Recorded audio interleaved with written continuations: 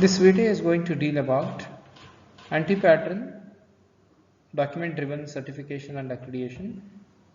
Anti-patterns, policy-driven security certifications do not address the threat. Refactored solution, reputational, behavioral and entropy-based malware detection.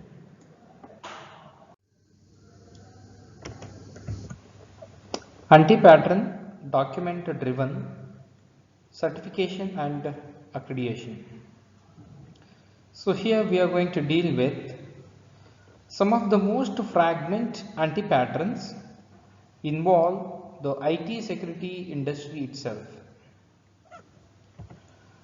Assessment and authorization, okay, that is A&A, formerly called certification and accreditation, C&A, has attracted much public criticism because it has a reputation as a paper-driven process that does not secure system from real threats. A&A, it is actually the process of assuring the information security of system before we are deploying it. The certification, okay, it is going to deal with, okay, basically it is an assessment and a testing phase that identifies and confirms the vulnerabilities. If any vulnerabilities is there, okay, certification is not going to issue, and not found any such vulnerabilities, okay, certifications can be given. Okay, basically certification, so it is assessment and testing okay, process which is going to confirm the vulnerabilities. So accreditation, it is an executive approval process that accepts the risk discovered during certification. So accreditation is an executive approval process. Basically, okay, it is okay, in the level of assuring or able to take the risk, okay, environment, okay, which is found during a certification. If the risk factor or the risk level is okay, in a low level, okay, the accreditations will be okay, not completed, and if very high level vulnerabilities have found, then there is no accreditation.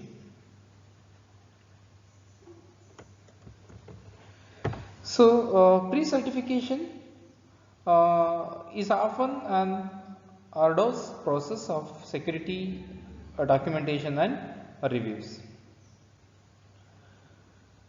So the documentation and reviews is in many organizations, certification is problematic. Often testing is wavered or done very superficially with policy scanners that check registry and configuration settings.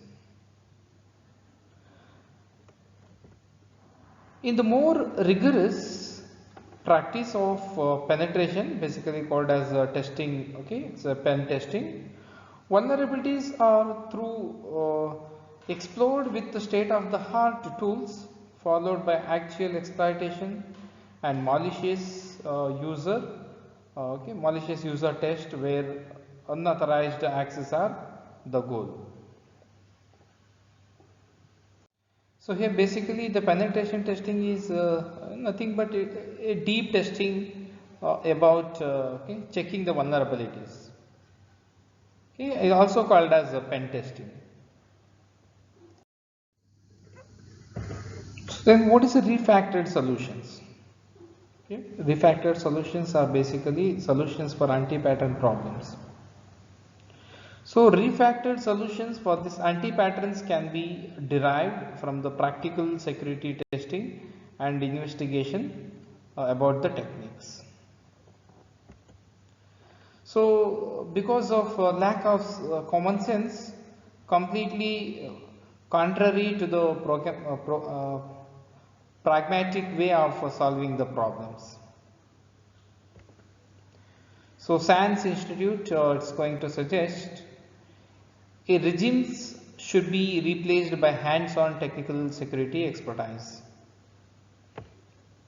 Okay, so these are all some set of refactored solutions of anti-address problem.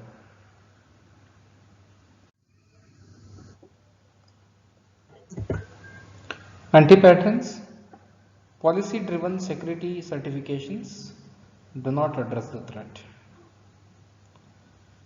The gold standard of professional security certifications is the Certified Information System Security Professional.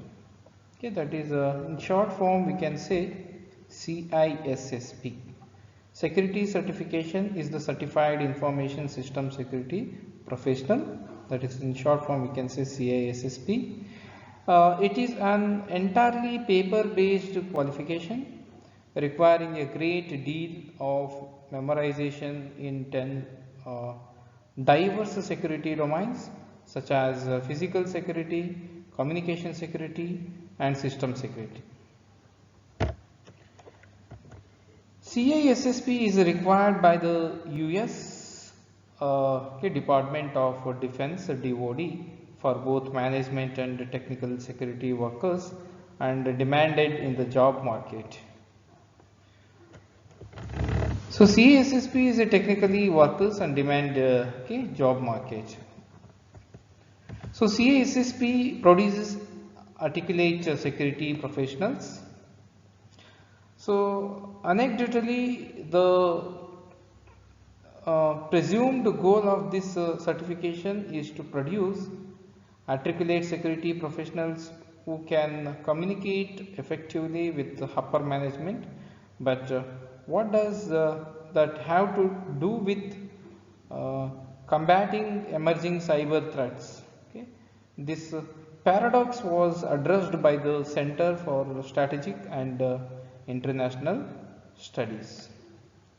So, which is realized a presidential commission report, a human capital crisis in cyber security in July 2010. Refactored solution, reputational, behavioral and entropy based malware detection. We are going to discuss.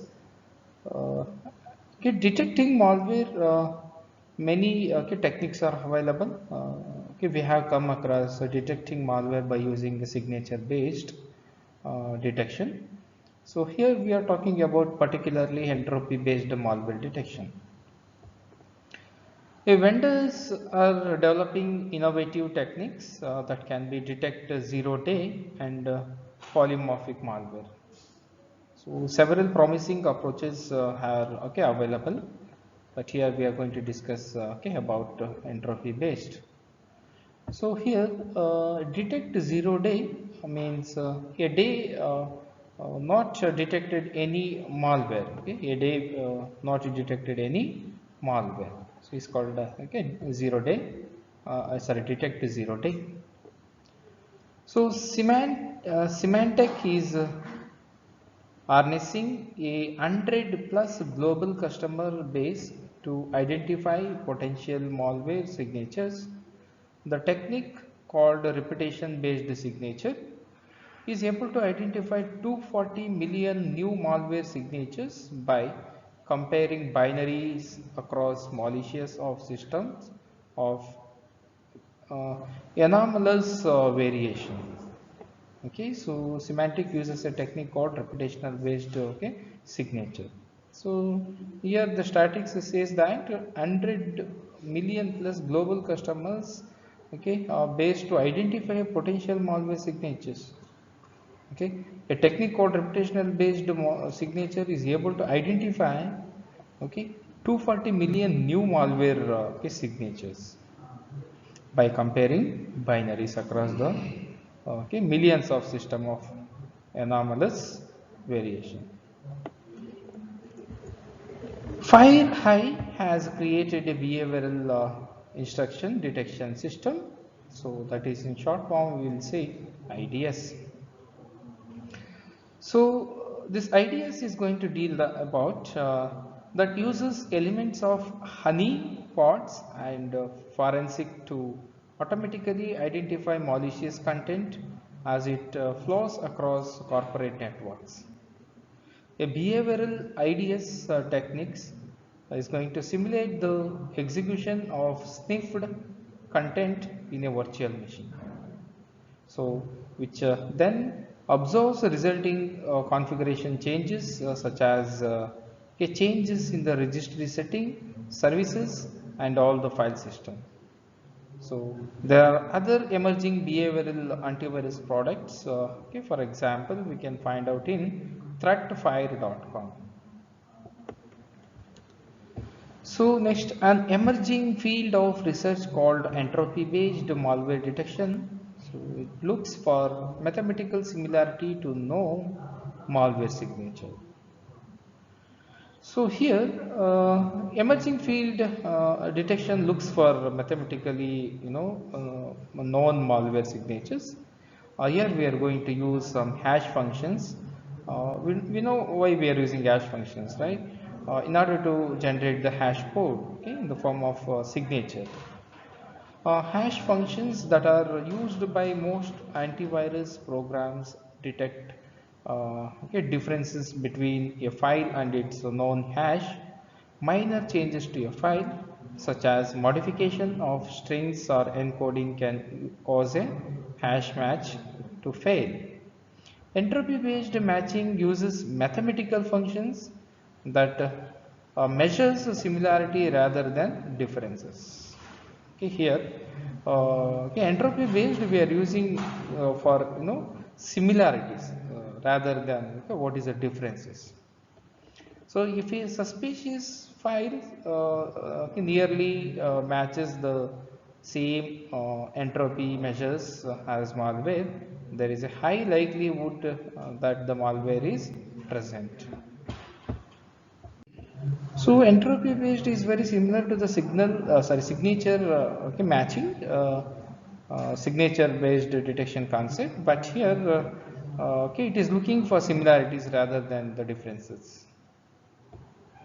And in order to perform that, so it uses some mathematical functions.